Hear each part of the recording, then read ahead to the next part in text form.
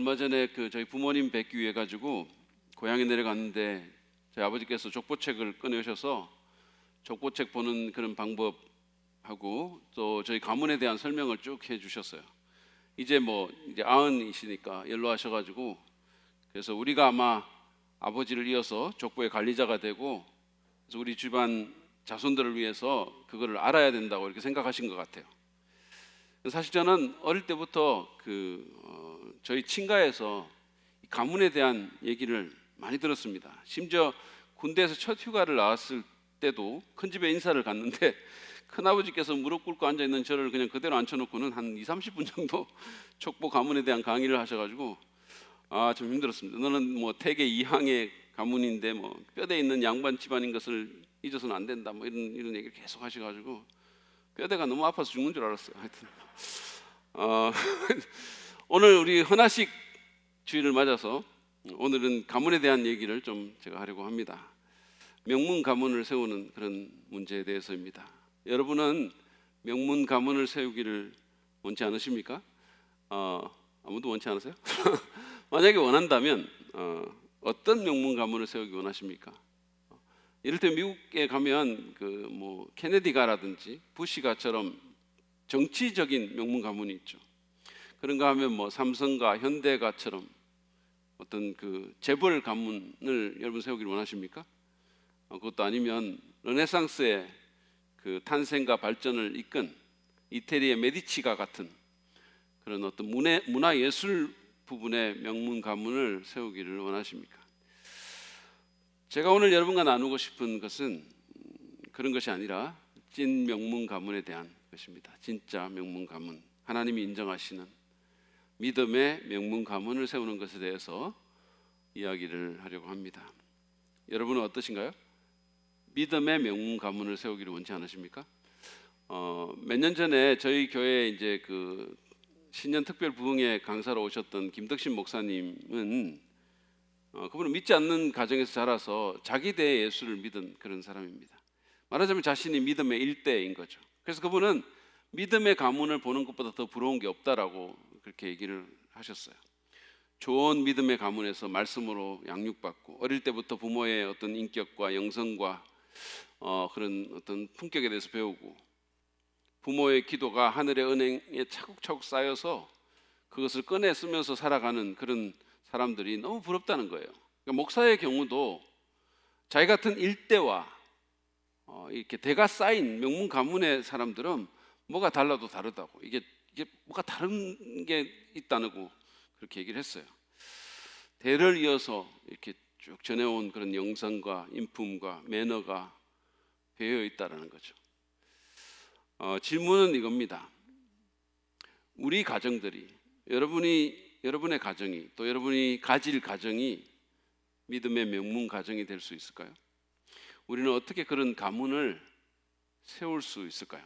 여기 계신 분들 가운데는 이미 몇 대를 거친 분도 있을 거고 여러분이 그 조상이 돼야 될 분도 있을 텐데 우리는 어떻게 그런 믿음의 명문 가문을 세울 수 있을까? 다윗 왕 때 찬양대 지휘자를 했던 아삽이 쓴 시편 78편 1절에서 8절 말씀을 보면서 이 주제에 대해서 한번 생각해 보기를 원합니다. 성경을 가지고 오신 분들은 시편 78편 1절부터 8절을 펴시고 제 얘기를 좀 따라와 주시면 되겠습니다. 시편 78편 1절부터 8절 말씀입니다. 네, 긴 시편입니다. 근데 그 중에 1절부터 8절까지 제가 한번 읽어봐 드릴게요. 좀 시간이 없긴 하지만 그래도 빨리 읽겠습니다. 내 백성아 내 교훈을 들으며 내 말에 귀를 기울이라. 내가 입을 열어서 비유로 말하며 숨겨진 옛 비밀을 밝혀주겠다. 이것은 우리가 들어서 이미 아는 바요 우리 조상들이 우리에게 전하여 준 것이다. 우리가 이것을 숨기지 않고 우리 자손에게 전하여 줄 것이니 곧 주님의 영광스러운 행적과 능력과 그가 이루신 놀라운 일들을 미래 세대에게 전하여 줄 것이다. 주님께서 야곱에게 언약의 규례를 세우시고 이스라엘에게 법을 세우실 때에 자손에게 잘 가르치라고 우리 조상에게 명하신 것이다. 미래에 태어날 자손에게도 대대로 일러주어 그들도 그들의 자손에게 대대손손 전하게 하셨다. 그들이 희망을 하나님에게 두어서 하나님이 하신 일들을 잊지 않고 그 계명을 지키게 하셨다. 조상처럼 반역하며 고집만 부리는 세대가 되지 말며 마음이 견고하지 못한 세대, 하나님을 믿지 아니하는 세대가 되지 말라고 하셨다. 아멘. 이 말씀에 의하면 우리가 믿음의 명문 가문을 세우기 위해서 첫 번째로는 믿음을 전수해야 할 책임이 우리에게 있음을, 우리 부모에게 있음을 우리가 인식해야 합니다. 1절부터 3절에 보면 아삽은 선조들이 전한 그런 말을 이렇게 말을 하고 있으니까 귀를 기울여서 들으라고 권면을 하면서 5절에 이런 말씀을 합니다.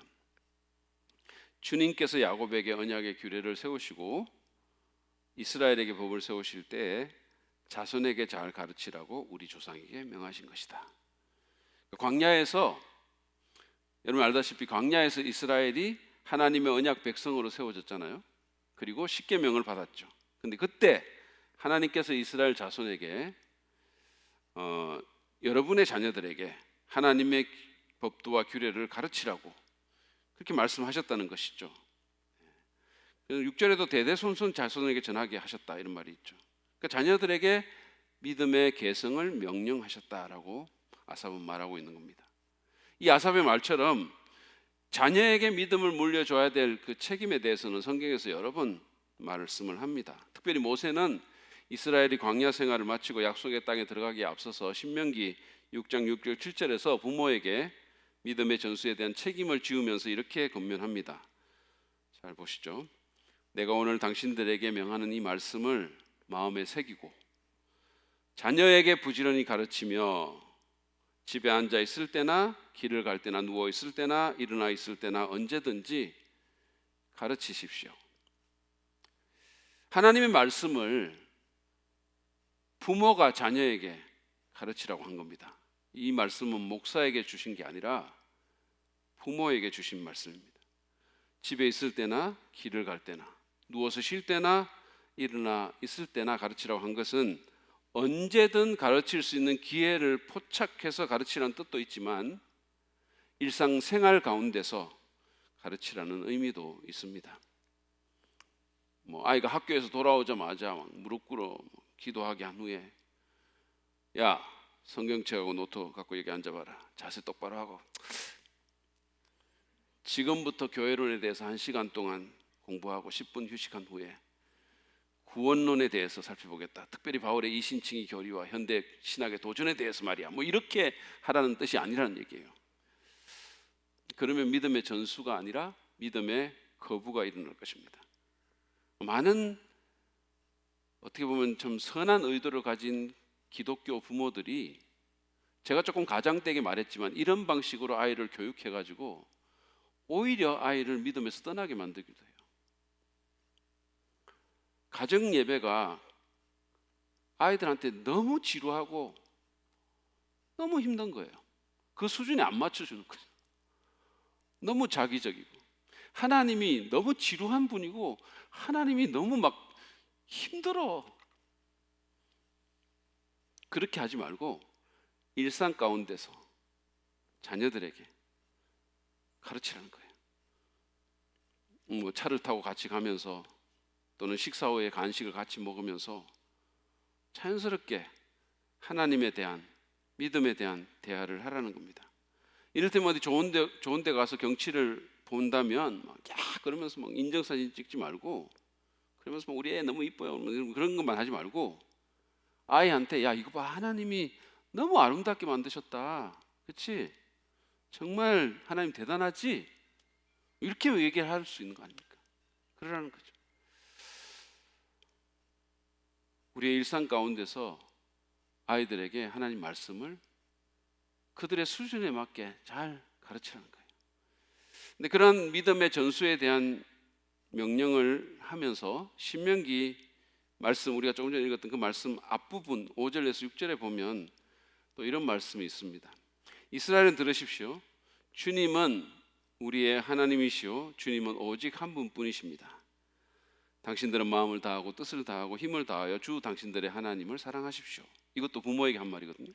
그러니까 아이들을 가르치기 전에 아이들에게 말씀을 가르치기 전에 부모는 먼저 자신이 하나님을 뜨겁게 사랑하고 하나님의 말씀을 마음에 새겨야 된다고 지금 얘기하고 있는 겁니다. 여러분, 내게 없는 거를 내가 다른 누구에게 줄 수는 없잖아요. 그래서 부모는 그 자신부터 오직 한 분뿐인, 영어 표현으로는 the one and only God, 누구와도 같지 않은 온 우주의 한 분뿐인 그 하나님의 가치를 알고 그 하나님에게 매혹되고 그 하나님을 전인격적으로 사랑하고 그 말씀을 마음에 새기라는 거예요. 그러면 그 존재 자체가, 그 부모의 존재 자체가 자녀들에게 믿음의 동기부여자가 될 수 있다는 거예요. 여러분, 기억합시다. 부모된 우리에게는 자녀에게 믿음을 전수해 줄 책임이 있습니다. 여기 할아버지 할머니들이 계시면 할아버지 할머니들도 손주들의 믿음을 위해 부모들과 동역해야 됩니다. 많은 부모들이 자녀의 신앙 교육을 그냥 교회에만 맡겨놓죠. 물론 교회에서도 자녀의 신앙이 견고해지기 위해서 노력할 것입니다. 그러나 그것은 어디까지나 조력자의 역할이죠. 1차적인 책임은 부모에게 있습니다. 인식에 대해 전환이 필요한 거예요. 교회에서 여러분 자녀들 신앙교육 시키는 거 1차적인 책임이 교회에 있는 거 아니에요.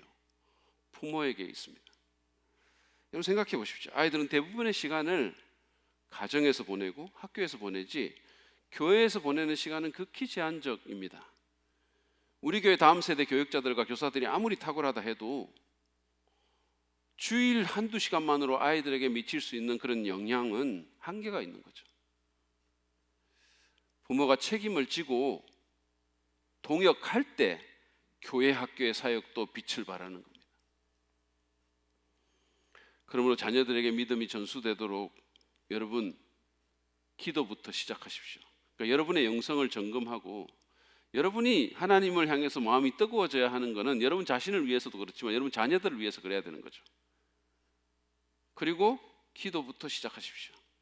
하나님께서 그 아이의 마음을 감동시키고 복음과 말씀의 마음을 열도록 간절히 기도하십시오. 그리고 자녀에게 복음을 전하십시오. 여러분이 그 책임을 지셔야 돼요. 저는 두 아이에게 다 복음을 전했습니다. 어렵게 생각하지 마시기 바랍니다. 아이 샤워 시켜주면서 뜨거운 물 확 틀어놓고 아이가 아 뜨거워 놀라면 뜨겁지, 지옥은 얼마나 뜨거운 줄 알아? 뭐 이렇게 하면 돼요. 제가 우리 하늘이한테 했던 방법이에요. 이렇게 한번 하고 복음을 전했더니 그냥 애가 순한 양처럼 돼가지고 그냥 얼마나 잘 받아들이는지. 어쨌든 어떤 수단을 쓰든지 아이에게 복음을 전하십시오. 기도하고 계속해서 호시탐탐 틈을 노려야 돼요. 한 번으로 안 되면 또 하면 됩니다. 제 아내는 수시로 아이들의 구원을 점검했어요. 지금도 한 번씩 그럴 때가 있어요. 너 진짜 구원받은 거 맞아?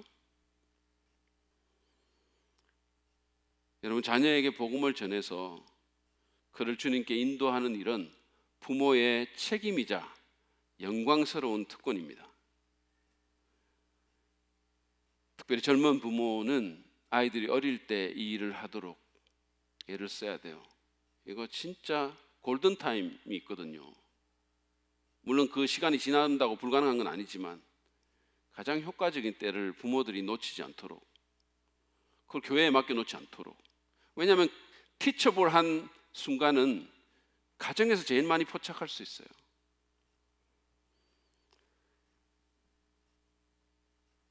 자녀의 구원을 점검하십시오.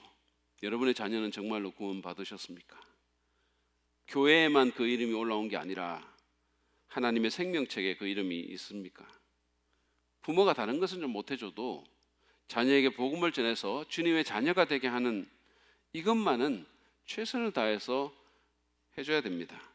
그러면 그 자녀가 부족하고 연약한 내 자녀뿐만이 아니라 전지전능하신 하나님의 자녀가 되는 거죠. 그러면 그 자녀 안에 권능과 지혜의 성령이 거하게 되는 겁니다. 그러면 그 자녀는 이 땅에서 하나님의 다스림을 받으며 살고 떠나면 영원토록 천국에서 거하게 될 것입니다. 그러니 그 자녀가 이 사실을 알면 부모인 여러분에게 얼마나 감사하겠습니까? 그리고 더 나아가서 믿음의 본을 보이고 그들의 영적 성장을 위해서 투자하십시오. 아이를 교회 학교와 부서 모임에 적극적으로 보내고 협력하십시오. 다음 세대 부서를 위해서 기도하고 후원하십시오. 이건 사실은 우리가 특별한 희생이나 헌신이 아닙니다. 오히려 우리의 마땅한 책임입니다. 우리 자녀에게 믿음을 전수해 줄 책임이 부모에게 있고 공동체적으로는 우리 기성세대에게 있음을 반드시 기억하시길 바랍니다. 두 번째로, 우리는 믿음의 명문 가문을 이루기 위해서 하나님께서 우리에게 하신 일을 우리 자녀들에게 전해줘야 됩니다. 하나님께서 우리에게 하신 일을 자녀들에게 전해줘야 돼요. 본문 4절을 보면 이런 말씀이 있습니다. 한번 보시죠. 우리가 이것을 숨기지 않고 우리 자손에게 전하여 줄 것이니 곧 주님의 영광스러운 행적과 능력과 그가 이루신 놀라운 일들을 미래 세대에게 전하여 줄 것이다. 하나님께서 우리에게 행하신 놀라운 일들을 전한다라는 말입니다. 사실 성경을 보면 하나님은 종종 이런 권면을 하셨죠. 하나님께서 우리에게 행하신 일을 우리만 알고 있지 말고 다음 세대들에게 알리라고 신신당부를 하셨습니다. 일례로 유월절 사건 한번 생각해 보시죠. 당시에 이집트의 황제였던 바로는 이스라엘 민족을 노예로 삼고 그 민족을 억누르기 위해 가지고 태어나는 남자아이를 다 죽이는 끔찍한 인종학살을 자행했습니다. 여러분이 그 남자아이의 부모라고 한번 생각해 보세요. 이게 얼마나 끔찍한 일입니까? 그뿐만이 아닙니다. 어른들에게는 강제 노동을 시키면서 삶을 지옥처럼 만들었어요. 그때 하나님께서 모세를 보내서 이스라엘 사람들을 이집트에서 나가게 하라고 그렇게 하셨지만 바로가 누굽니까? 그 당시 세계 최고의 권력자 아닙니까? 눈에 보이는 게 있겠어요?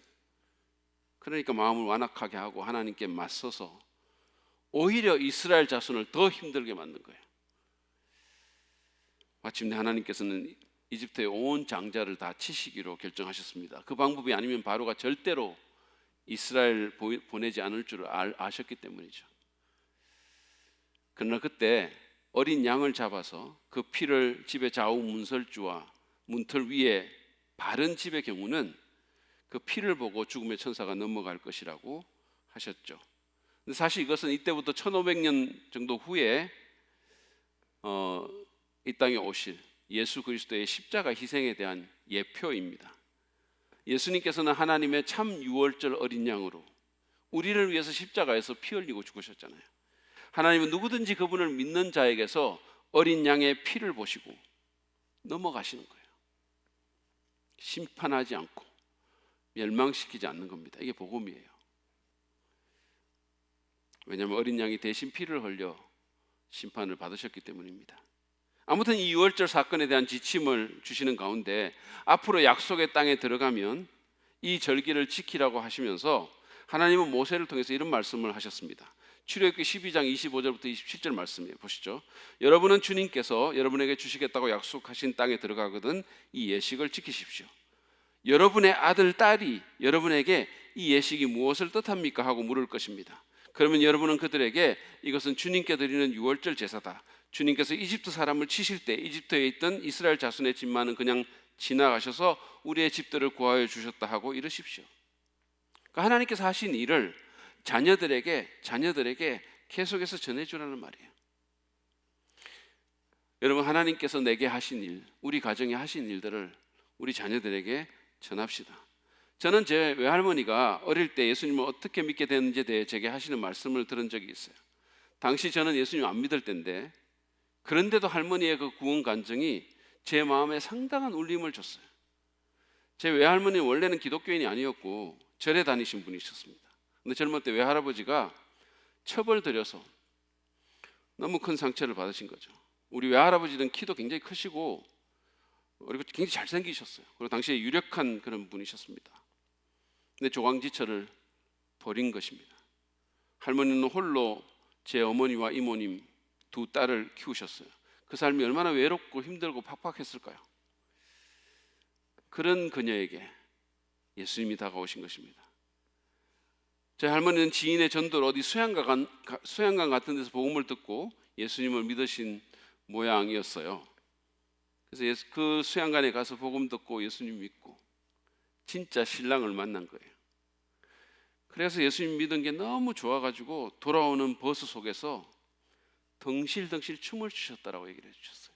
너무 좋아가지고.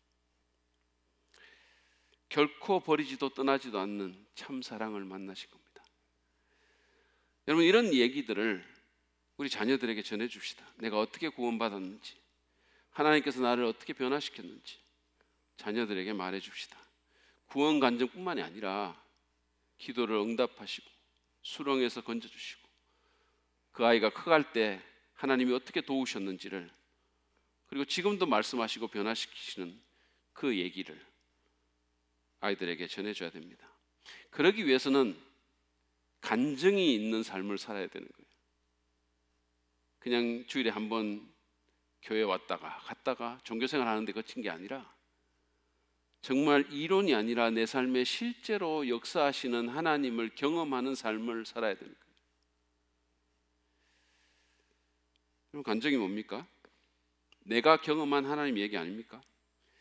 우리가 부르는 찬송 중에 이것은 나의 간증이요, 이것은 나의 찬송일세라는 게 있죠. 이게 영어로는 This is my story, This is my song 입니다. 어제 어떤 분이, 우리 교회 집사님이 제가 찬송하는 게 너무 은혜가 된다고 얘기를 하시는 거예요. 하나님께서 그분을 대대손손 축복하시기를 바랍니다. 그래서 제가 오늘 또 찬송을 부른 거죠. 아무튼 이 찬송에서 이것은 나의 간증이요, 이것이 This is my story로 돼 있어요. 내 얘기입니다. 이것은 내 얘기입니다. 내가 살면서 경험한 하나님 이야기, 주님과의 관계에서 또는 주님과 동행하면서 겪은 내 얘기가 간증인 거죠. 이동원 목사님은 이 간증을 아름다운 추억이라고 말을 하면서 앤드류 블랙우드라는 분의 말을 인용했어요. 들어보시죠. 부모 여러분, 여러분이 자녀들에게 물려줄 수 있는 최대의 유산이 있습니다. 그 유산은 아름다운 추억입니다. 자녀들에게 하나님의 이야기를 들려주고 하나님과 얽힌 아름다운 추억을 남겨주십시오. 블랙우드가 말한 아름다운 추억은 맥락상 그냥 여러분이 뭐 하나님하고 상관없는 그런 게 아니라 하나님과의 관계 가운데서 생겨난 아름다운 추억을 남겨주는 것이 최고의 유산이라는 거죠.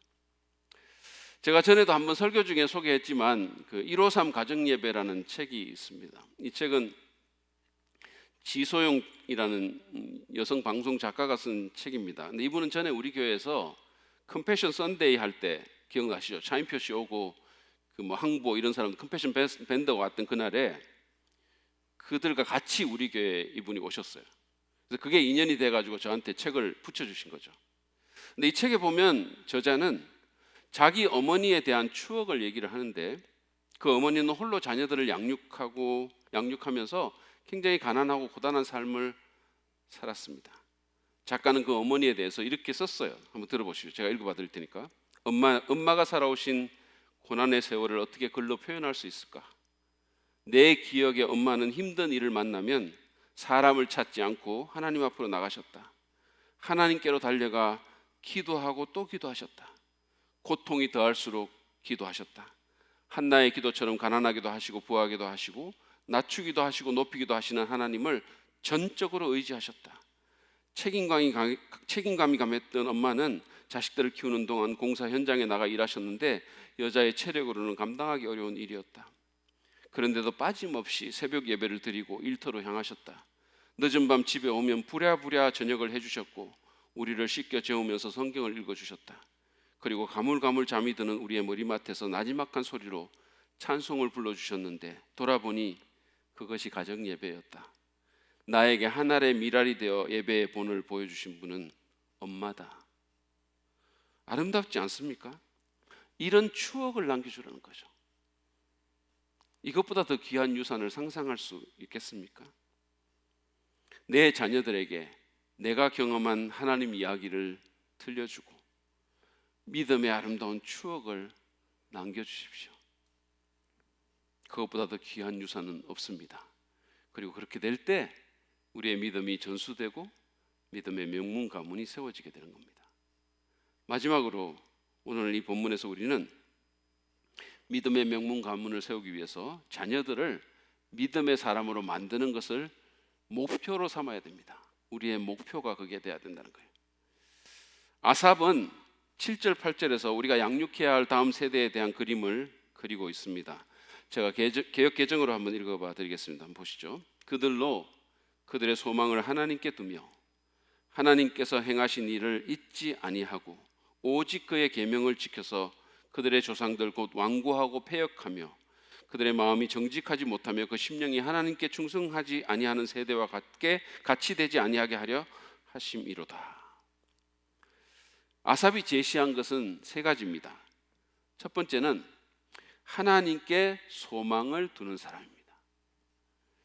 다시 말해서 돈이나 권세나 명예가 아닌 하나님만을 바라는 사람, 이런 사람을 키우라는 거죠. 두 번째는 하나님의 계명을 지키는 사람, 하나님의 말씀에 순종하는 사람으로 우리 자녀를 키우라는 거예요. 세 번째로 마음이 완고하거나 거짓되지 않고 오히려 겸손하고 신실한 사람, 다시 말해서 고집부리거나 반역적이지 않고 교만하지 않고 겸허히 주님의 말씀을 받으며 하나님께 진실되고 충성된 사람, 그런 믿음의 사람이 되도록 자녀를 양육하라는 거예요. 이것을 내 목표로 삼아라는 겁니다. 우리 크리스천들은 대개 자신이 자기 물질과 재능에 대한 청지기라는 사실을 알고 있습니다. 일반적으로 나는 물질의 청지기적이야, 또는 내 재능의 청지기야, 뭐 이런 정도는 대충 알죠. 뭐 다 실천은 안 할지라도. 근데 여러분, 우리의 청지기직은 거기에만 국한되지 않습니다. 많은 부모들이 간과하고 있는데 우리는 우리 자녀에 대한 청지기입니다. 우리가 주인이 아니에요. 우리가 오너가 아니란 사실이에요. 우리는 그 사실을 잊어서는 안 됩니다. 우리의 자녀는 1차적으로 내 것이 아니라 하나님의 것입니다. 내 새끼가 아니라 하나님의 새끼예요. 하나님께서 얼마 동안 우리에게 맡기신 것입니다. 그 목적이 무엇일까요? 왜 그러셨을까요? 좋은 학교 보내고 출세시키고 돈 많이 벌어서 안락한 생활 시키라고 맡겼을까요? 자기만 잘 살라고, 그런 아이 만들라고 맡겼을까요? 아니죠. 하나님을 사랑하고 사람을 사랑하는 믿음의 사람으로 양육하라고 맡긴 겁니다. 하나님만을 의지하고 그분의 계명을 지키고 겸손하고 충성되이 하나님을 섬겨 이 세상을 아름답게 만드는 믿음의 사람으로 세우라고 우리에게 맡겨주신 거예요. 그러면 우리는 어떻습니까? 여러분 한번 생각해 보세요. 우리는 과연 하나님의 선한 청지기가 맞습니까? 자녀에 대해서? 자녀에 대한 여러분의 최대 관심사는 무엇입니까? 솔직하게, 우리 무슨 아까 희망사항 했더니 너무 좋은 말들이 많이 적혀 있는데 솔직하게 돈 버는 것, 출세하는 것, 좋은 배우자 만나는 것입니까? 다 좋아요. 근데 우리의 가장 큰 관심사는 그 자녀가 하나님을 사랑하는 믿음의 사람이 되는 것이어야 합니다. 그것이 부모로서 아이에 대한 우리의 가장 크고 중요한 목표여야 합니다. 여러분 중에는 제가 이런 말을 하면 그걸 목표로 키우다가 혹시 내 애가 목사나 선교사 되겠다고 하면 어떡하지? 라고 염려하는 분이 있을지도 몰라요. 너무 걱정하지 마십시오. 하나님은 아무나 안 부르십니다. 이렇게 말하면 또 기분 나빠하는 분이 꼭 있어요. 목사님이 진짜 너무 교만하게 말씀하신다. 목사가 무슨 벼슬인가? 우리 애라고 왜 목사 못하겠어? 진짜 기분 상하네. 그러시면 신학교 보내세요. 전화하면요, 우리 교회 유성경 자매가 받아서 사랑 믿는 교회 특별 우대로 누구보다 신속하게 등록 처리해 줄 겁니다. 제 포인트는 여러분의 자녀가 목회자가 되건 교수가 되건 자영업자가 되건 공무원이 되건 그것은 하나님의 부르심과 그 아이의 적성에 달린 문제고, 부모로서 우리의 목표는 아이가 무슨 일을 하든지 간에 하나님의 사람이 되도록 믿음의 사람이 되게 해야 되는 거라는 말씀입니다. 다른 어떤 것보다 그것에 집중하고 투자하라는 말씀입니다. 우리는 아이들에게, 우리 자녀에게 좋은 옷, 장난감 또는 무슨 전자기기 사주는 것, 또는 아이를 여러 학원에 보내는 것, 무슨 비싼 돈 들여 가정교사하는 것, 이런 것에는 투자를 아끼지 않는 경향이 있습니다. 그렇지만 믿음의 사람으로 양육하는 데는 별로 투자를 하지 않는 경향이 있어요. 투자하십시오. 큐티 잡지 좋은 거 이렇게 정기 구독권 끊어주고 성경책과 좋은 신앙 서적들을 계속 공급해 주세요. 단기 선교 내보내십시오. 저희 교회에서 이제 조금 있으면 주말에 하려고 계획하고 있는 영어 성경 공부반 같은 데 보내세요. 개그 우먼인 이성미 씨가 자기는 아이들을 위해서 비싼 돈 주고 성경 가요를 시켰는데 그게 자기가 부모로서 제일 잘한 일 같다고 얘기한 적이 있어요. 투자하십시오. 물질만이 아니라 시간도 투자하십시오. 아이가 교회 갔다 오면 교회에서 뭘 배웠는지 한번 물어보고 대화하십시오. 가정 예배 드리는 분들은 아이들의 눈높이에 맞추어서 즐겁게 하십시오. 그 경험이 즐거운 경험이 되게 해줘야 됩니다. 좀 덜 경건해도 괜찮아요. 덜 엄숙해도 괜찮아요. 재밌어야 돼요. 투자하시기 바랍니다. 무엇보다 날마다 자녀를 위해서 기도하십시오. 레디 발라드라는 상담가는 자기 아이가 집을 떠나서 대학에 갔을 때 시간을 내서 정기적으로 편지를 썼대요. 그래서 아이에게 성경적인 가치를 전달했다는 겁니다. 이제는 자기 손주에게도 그렇게 하려고 한다고 했어요. 투자하십시오. 그런가 하면 지혜로운 훈련도 필요합니다. 저희 교회에 오신 지 오래되신 분들은 예전에 저희가 군포문화예술회관 빌려가지고 그 자녀교육 세미나 했던 거 기억하실 거예요. 그때 강사가 하버드 대학교의 조세핀 킴 교수였는데 그 어머니 되시는 주견자 사모님이 엄마 마음 내려놓기라는 책을 쓰셨죠. 근데 이 책에 보면 이분은 아이들이 뭘 해달라고 조르면 그냥 해준 적이 없다는 거예요. 뭐 해달라고 하면 한 번도 그냥 해준 적이 없대요. 형편이 안 되기도 했지만 설사 해줄 수 있어도 믿음을 심어주기 위해서 항상 이렇게 말했다는 거예요. 뭐 해줘 막 이렇게 하면 필요한 게 있으면 하나님께 먼저 기도하자. 그러면 하나님이 어떤 방법으로든 공급해 주실 거야. 늘 그렇게 말을 했다는 거예요. 그러니까 그런 식으로 기도 훈련을 시킨 거예요. 어릴 때부터. 그러니까 한 번은 이런 일이 있었다고 합니다.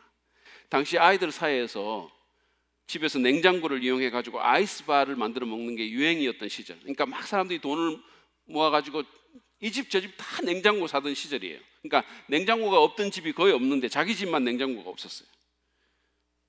근데 막 아이들이 그 냉장고 새로 해가지고 막 얼음 얽혀가지고 먹고 이렇게 하는 게 막 온 학교에 유행이 되니까 아이들이 얼마나 부러웠겠어요. 그러니까 아이 셋이 냉장고 있는 집이 너무 부러운데 집안 형편을 아니까 가난한 목사 집안에서 그러니까 엄마한테 말은 못하고 그러니까 아이들이 자기들끼리 기도를 했다는 거예요. 근데 부모도 모르는 거죠. 그러다가 이제 곧 겨울이 닥쳐가지고 아이들이 냉장고 기도를 잊어버렸어요. 기도하다가 왜냐하면 이제 겨울이 닥쳤으니까. 그런데 그 다음에 봄에 어떤 분이 180리터짜리 냉장고를 하나 사주신 거예요. 그 목사님한테. 이 사건을 통해서 아이들은 하나님께서 자기들이 잊어버린 기도조차 들어주신다는 사실을 깨닫게 됐다는 거예요. 그리고 엄마 아빠가 아닌 자기들끼리도 기도하면 하나님이 들어주신다는 사실을 알게 됐다는 겁니다.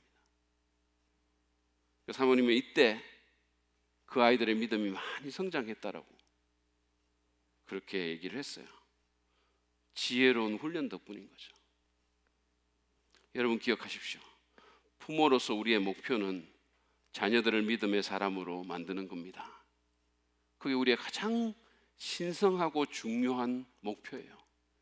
우리의 소명입니다.